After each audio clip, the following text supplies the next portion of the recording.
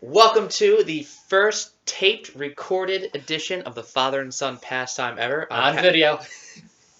I'm Patrick Renee. I'm joined by my dad. I'm Cameron Renee. We've been doing this for over a decade now, but it's the first time we've ever recorded ourselves on video. We've had plenty of audio stuff and just done some silly stuff. It's definitely grown into this. It started about a decade ago when we saw the MLB Trade Rumors website, the top 50 free agent with predictions, and it got into like a debate from there, and then basically we had You were at Salisbury at this time? I think I was at Salisbury, yeah. So it was Thanksgiving break of Salisbury. Mm-hmm. Wow. So it's been a Black Friday tradition for about a decade now. Wow. We used to do Spot Patrol. Yes. It's really grown into this. I mean, we really defended our reasoning. Yes. To where we have books and notepads full of research. We hope to get better with predicting each individual free agents and getting a level of Tim Dirks one day. Yes. But so anyways, I feel that it'd be fun to tease first with the 50 free agent predictions. We're going to kind of go into the MLB free agent predictions as, I guess, ordered by MLB Trade Rumors website. Great website, by the way. It's interesting to note how many free agents have been signed already. Earliest signings that I can remember, people were being very aggressive, not even waiting to the winter meetings. So this is an unusual year. That's actually one surprise I have for you.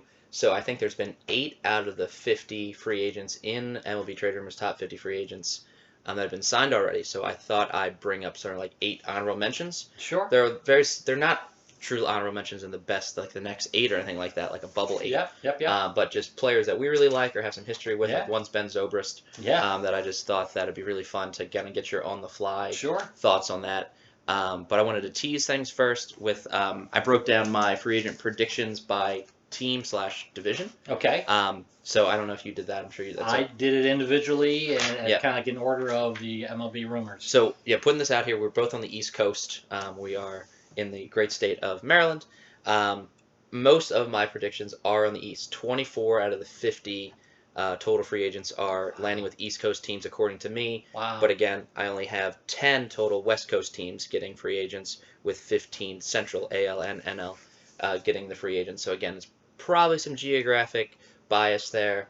The other thing just to throw out there, I think baseball is much more popular on the East Coast than the West Coast anyhow. So I think if you take that Boston to DC corridor, people are very, rabid baseball fans. So I think that could be part of it as well.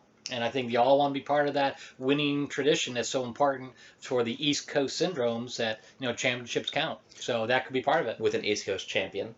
Correct. I think a lot of people want to be in there. I think also the NL East and AL East will be good competition this year. Correct. With the exception of a team in both categories in my mind, with the Marlins and the Orioles. I think the Jays will win more games. I think the Mets will win more games. Yeah. Phillies should win more games. I think the Rays will spend some money. Yeah, 'cause they're close. I think I have the Rays picking up 3 of the free agents so far. But I haven't heard anything more about the Rays Montreal thing since the middle of the year. Anyhow, I don't know where that's going, but I never thought that was a great idea. At the end of the day, you just got to pick one, right? You just got to pick one. You just got to realize this is a team that is still going to have the same amount of salary regardless. It's still going to have the same needs. So regardless, it doesn't change our predictions where they play in any year. Same with any other rumors of teams moving in future years. That doesn't change our predictions this year at all. True. Do you want to get into the top 50 free agents? Yes. First? Okay. I'm ready. Let's take turns. I think that'd be kind of fun. Okay. It's always fun to see which ones we have in common with. Okay. We end up with, I want to say, like 4 or 5 in common every year. Out of 50. Out of 50.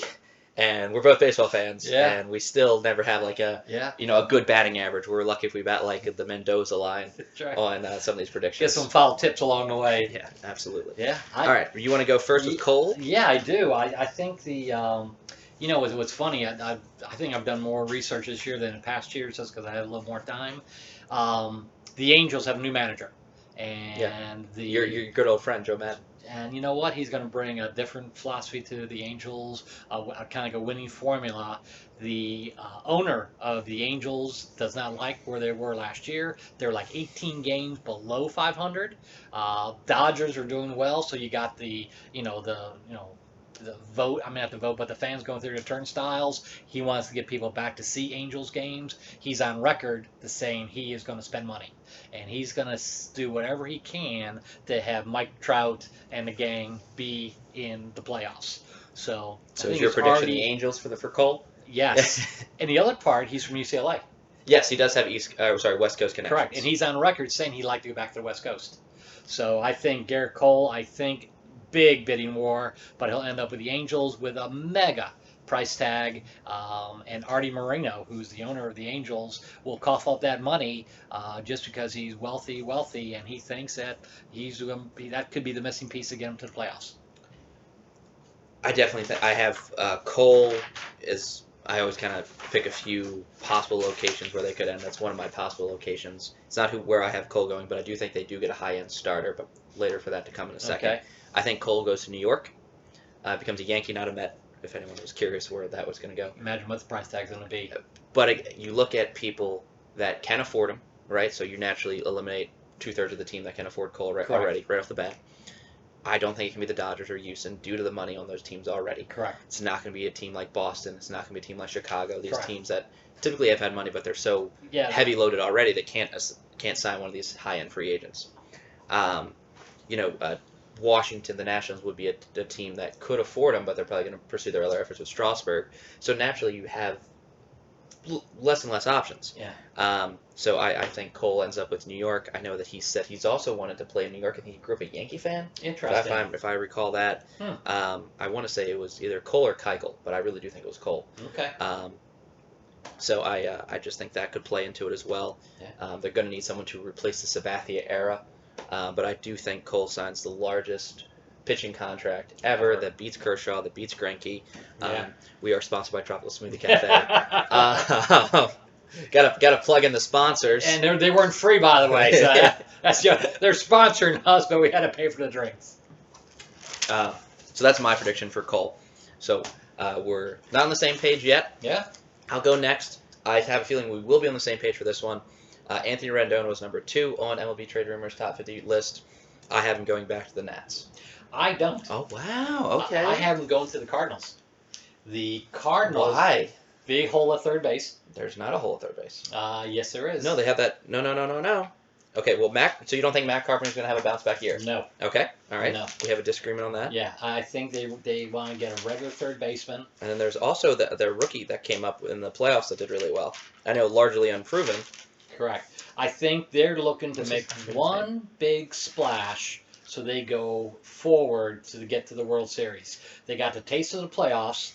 Mm-hmm. They have some really good players. They're losing a little bit, but they need some offense. They're going to outbid the Nats to get a homegrown guy back. I think that right now they're going to throw everything they can into one player to make the difference for next year. They like being in first place, and they're not going to go downhill. So you're saying that maybe the reason they lost, even though it was a 4-game sweep, was Rendon because they played the Nats, so they got to see him. Correct. And offense. Oh, an offense. Well, defensively he's good too. Yeah. Okay. I mean, I can see he could that. bat 3 for the Cardinals. So either Wong or Carpenter get traded. I would assume Carpenter. Yeah, Carpenter. I mean, again, somebody would take a chance on him. Correct. Now that he was the league leader in doubles for multiple years straight. Right, but Rendon brings a whole different, power aspect, and I think is a better third baseman. Put him in the 3-hole, and then you got a pretty good 3-4-5. So not wrong. So big buyers, you're saying for St. Louis. Yeah, one big splash. That's it. So no big pitching splashes, no big or anything else. They got a pretty good rotation. They don't have a left fielder right now, so. Right. Well, they I think could. It's a rookie. Yeah, they could. Put one of those guys in left field. Hope for the best is not the craziest idea, but Wong has some athletic ability. Who knows? But we'll see. But I think he could really put the Cardinals in a different. I see you got National / Texas / Cardinals is my pick. Okay. I threw them all. Yeah. But I did. That's because all this further research I did in the last 48 hours. Further research. And then all of a sudden I read some stuff like, that would be a match. Okay. So we'll probably get to that in one of your other picks as a few other third baseman. So I'm assuming one of the other third baseman free agents goes to the Nats as a replacement. Correct. Okay, we'll get to that shortly. Correct. You're on deck for the third pick, which is Strasburg. I have him going to the Yankees because if they don't get, you have the Nats losing this postseason, don't you? Okay. I do. Okay. I do. I got some replacements, but I think Strasburg's, when they get done with the bidding war for Strasburg, it's going to come down to 2 or 3 teams. The Nationals are going to bow out, similar to what they did with Harper. They won't be able to afford that price tag. Strasburg goes to the Yankees as their ace. New ace. Okay. Correct. Okay. And he likes being on the East Coast, and he's even said he'd entertain going to the Yankees. It's very interesting how our research is similar but different. So you have the Cole, I like the West Coast, but I have him inkling back to the East. You have Strasburg saying he likes the East Coast. I have him saying he likes the West Coast. Not that we were 100% flip-flop with this, because, if we were flip-flop, I would have had him go with the Angels. The Angels do need, I would say, a high-end starter. Strasburg goes with the Padres. And, wow! And the Padres are a wild card team next year. They are the 5th spot in the wild card team, with a really fantastic offense that's been really overhauled. Yeah. Tatis and Machado are one of the best third base shortstop combinations in baseball. I think Strasburg, who has said he likes the West Coast, who has said he likes the San Diego team, and San Diego is really going to be pushing to that. That's going to be a whole great marketing campaign to get Strasburg to San Diego. Right. And then they've already proven last year that they're willing to spend money. They have money to spend. Yeah. So I think Strasburg, if that's a bidding war. What are you saying? Strasburg, for Strasburg, Nats, Padres, Yankees? It's going to be a domino effect, I think. Yeah, it will be. Who signs first, Cole or Strasburg? He turned down some kind of option with the Nationals that was very lucrative, like $30 million. So he turned that down. Or something like that. It was like 25 or somewhere. It was a lot. It was more money than we'd ever make, right? Yeah, right. So he turned that down. So he's going to look for more than that. Mm-hmm. No, yeah. There's only a few teams. He's also looking for a multi-year extension. So who signs first, Cole or Strasburg? I think it's going to be Strasburg. And Cole just waits it out. Because Cole knows he's in the driver's seat. Strasburg, obviously, if the Yankees sign Strasburg, I'm wrong with my prediction on Cole. So it will be like you get these 3 right or you get these 3 wrong. So we'll see what happens. Yeah. Zach Wheeler, I know we don't have in common. I just looked at his sheet, but I would have said that regardless because mine's an out there pick. Okay, go out there. Toronto Blue Jays. Whoa, that is out there. Okay, so this is where are they going to get the money? So they have money. They've listed that they have the most money to spend in baseball, actually, given what they used to spend on Batista, Encarnacion. Okay. They've had money. The Jays will not be in the playoffs next year. They're not like my wild card team with the Padres or any kind of surprise. They have a great year. They take a lot of games from the Orioles. They take some games from the Rays. Everybody takes games from the Orioles. They'll take a lot of games from the Red Sox. Amarillo Community College beat them last year. But they don't have a high end starter. They traded away Marcus Stroman middle of the year.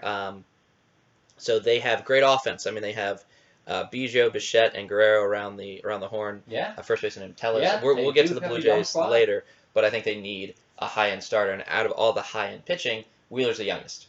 So I think they go with someone they can invest 5 to 6 years in. And Wheeler is, again, not the ace level of Cole or Strasburg, but consistently under a 4.0 ERA. Level below. Yeah. So, again, he's clearly Cole and Strasburg are the 2 top names pitching-wise. No one's disputing that. I still think Wheeler can be their ace and an affordable ace in Toronto. Because again, he's not going that far either from New York Mets to Toronto physically. I like your reasoning, and it is out there. I have on the Astros replace Cole.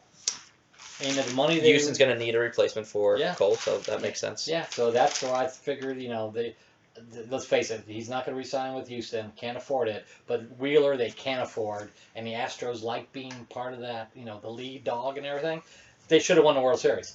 So if you really think about it, they're like, hey, we like being in the World Series. They could be under a whole bunch of trouble next year, but at the same time, they got to replace that ace.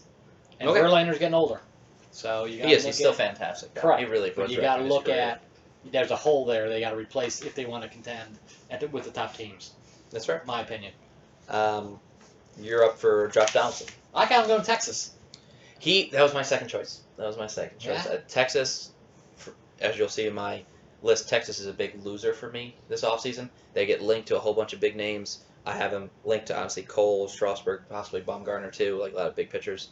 But I just don't see them making a big enough splash and really floundering this offseason not even being prepared for. They do have money though, because I know. Well, it's money they used to have for Darvish, but they still have. They don't have as much money. They're still paying Prince Fielder, I believe. So yeah, I mean, he's got a contract of 2050 probably. He's like Bobby Bonilla. Well, people always talk about Bobby Bonilla getting paid. Brett Saberhagen's still getting paid by the Mets too. I don't know what they're doing with deferred contracts, but when are they going to learn? Do you want to know your reasoning? I mean, obviously they need a third baseman. I don't know. What I like it, Josh is from Georgia, went to Auburn. He liked being in Atlanta. The reason why he chose Atlanta was he went back to Georgia and all that stuff. Yeah. If he goes to an American League team, he can DH a little bit. He can do third a little bit. I think at his age, American League team makes a little more sense than a National League team right now. And Texas is building a new stadium. And, he's still from the South, quote unquote. I think PR standpoint, it's a really good fit. And I think he'll do very well in Texas because the ball flies out of there. He might hit 40 home runs. So was there a new stadium in Texas this year? Or is it next year? Next year. Okay. Yeah.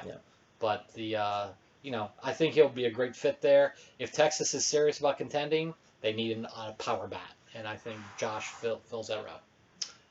I see that you have crossed off Atlanta, and that's where I have Josh Johnson re-signing with the Braves. They have a third baseman that they've tried out in the past years before they signed Donaldson last offseason to that 1 year offer. He got $20 million or something like that to play 1 year to redeem some of his value. He did exactly that. He did a great job. But named Camargo, and he had big potential, very high ceiling, but he's never really lived up to it. So I think they'll want someone honestly to be a long-term third baseman. I don't think they actually start the year with Camargo. I think they do sign a third baseman. So if they don't get Donaldson, they'll get somebody else. But my prediction is Donaldson. For a lot of the same reasons you mentioned, by the way. Auburn and whatnot. He did well there. He seems to fit well in the team. Originally he was a Cub. As a catcher, right? Yes, big boo-boo for the Cubs. Yeah. They don't talk about the boo-boos Theo's made, but, we'll talk later about Theo. Yes, we will. But anyway, he's had a great career. But, I'm up for Madison.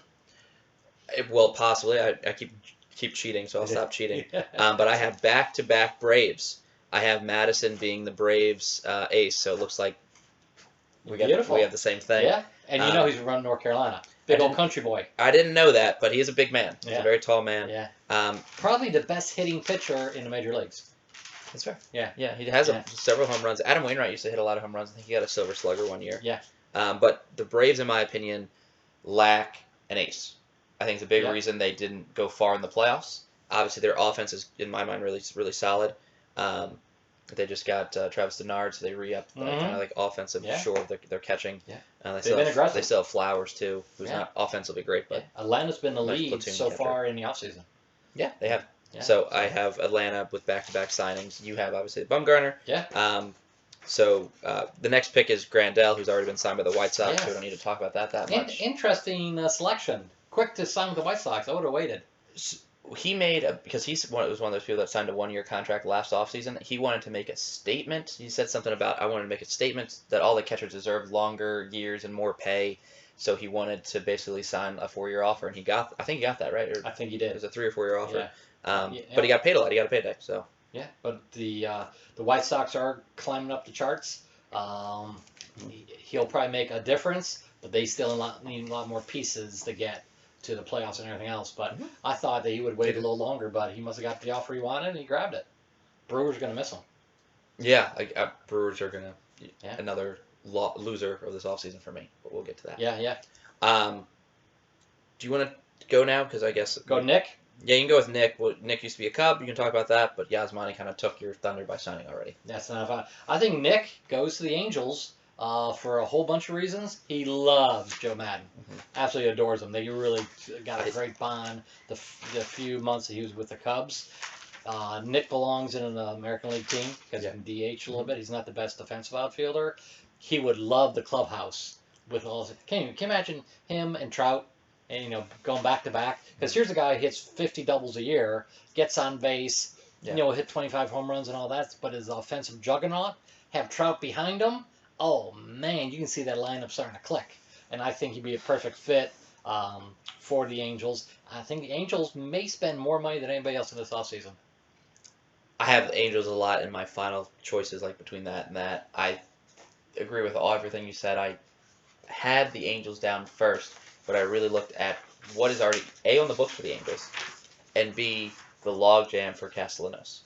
Yeah, a lot of people are good bidding for him. For the DH position, I mean, Ohtani and Pujols are kind of platoon for that already. So adding a third option for the DH, not the best, so therefore he would play, in theory, pretty much in the field all year. Correct. And the He's a only right position. fielder. Well, I think they had they think they lost a right fielder with Calhoun, Right. and they got like a backup good one who's kind of largely unproven. Upton's in left, Trout's in center. It's an option, but he would not be a DH this year. Right, but I mean, Yeah. when you give him an off day, Yeah. you give him an. But yeah, with Calhoun gone, I mean, there's a hole there. But boy, have him bat in front of Trout. They're not going to pitch around him. This is one prediction that I think that I probably will be wrong on, but I picked the Indians. Reason being is I think that they do need an outfielder. They need a right fielder. Castellanos could also play left. They don't have the greatest outfield. Mercado's a pretty solid center, but the corner position seem open. Yeah. And Franmil Reyes, who kind of similar to Castellanos, isn't great defensively, but can hit. Yeah. So there can be a platoon right field switch pretty often with Okay. that. Franmil's really young. He got in the trade last year involving. And Nick is from the AL Central. He knows those teams. I mean, he would know the pitching and everything else. Yeah, I almost had him going back to the White Sox. Or not back to the White Sox, but in the Central, and then compete against the Tigers, too. But Yeah. I think you have valid reasons. I think they're going to be a bidding war with him. I think the Angels have more money. we're going to see. Yeah, they have a lot locked up. Yeah. Ryu. I have him going to the Angels. You know what? That's a really good thought process. He's a West Coast already. I have him going to Phillies because the Phillies need starting pitching, and they're going to lose out on Wheeler, so they got to go Plan B. And Plan B is a left-hander that really helps that Phillies rotation. And the Phillies have money. The Phillies don't have that much money. I think they're gonna try to spend some money this year. Look at what's locked up in Arrieta. David Robertson, Bryce Harper, Harper's Real a lot. Muto. Hoskins just signed, I believe. Segura has a large contract. Yeah. I think we naturally assume Philly has a large payroll and possibilities, and I think it's just this demand to get back to the playoffs. Because I think I think I was reading something that it hasn't been this decade since the Phillies have been back in the playoffs. I think last time was like 2009 or 2010. Yeah. Kind of like that fade out around that. It's been a while. Yeah, since they had that older team that just got old together that just Howard faded. Utley, yeah. Yeah. So I see that. I just don't see Ryu. He's older, So I mean, he's not a younger pitcher. So I'm thinking a 2-year contract. Maybe the Angels I think could be a little longevity. He just goes across town from the Dodgers to the Angels. Yeah. Him and Ohtani in the same rotation. Yeah. Followed up with Heaney and a few other rookies that kind of have some, a solid future. I think could be a good start for the Angels. Again, there's going to be a lot of competition around baseball next year. Yes. Everyone's trying to get to the playoffs. I think it's great for baseball. Yeah. But everybody kind of knows. There's a large middle. Correct. And then if you move up the ladder, I think the money that you get from being in the playoffs through TV and everything else, it's well worth it. So when the Cubs didn't make the playoffs the last couple of years, they lost so much revenue that it really affected what they could do for free agents. Because that's spending money they can use, and they didn't get it. So all of a sudden that goes into your spending habits. Yeah. So even with Boston lost a ton of money by not getting to the playoffs this year. Might affect their offseason. You're not wrong. So, yeah. The 10th guy was Jake Odorizzi, who re-signed with the Twins. Took the qualifying offer, I believe, which was interesting. $17.6 million, which is not He bad. might have been able to get more annually, but regardless, I think we'll take a break right now from the top 10. That was a good top 10, a lot of details. I'm very curious if the next 40 will be quicker to talk about or longer to talk about. But this is Father Son Pastime Sports signing off for now, and we'll be right back with the rest of the top 50 free agents. We agreed on one. So far.